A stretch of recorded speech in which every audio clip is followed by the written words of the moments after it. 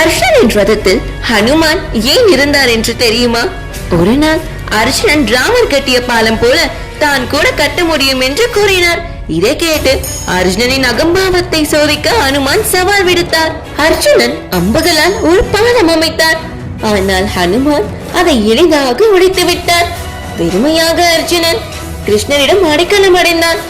கிருஷ்ணரும் ஒரு சிறிய சிரிப்புடன் இந்த முறை பக்தியுடன் புனரமைத்துப்பார் என்றார்.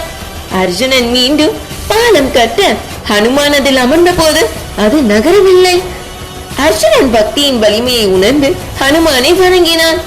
அர்ஜுனுக்கு அடக்க மனப்பான்மையை நினைவுறுத்தி கிருஷ்ணன் குருக்ஷேத்திர போரில் அர்ஜுனனின் ரதத்தில் ஹனுமான் சின்னத்தை வைத்தார். இதன் மூலம் கிருஷ்ணர் ஒன்றை நினைவுறுத்தினார், எங்கே பக்தி இருக்கின்றதோ அங்கே உண்மையான வலிமையும் இருக்கும் என்று. லைக் பண்ணுங்க, கமெண்ட் பண்ணுங்க, சப்ஸ்கிரைப் பண்ணுங்க.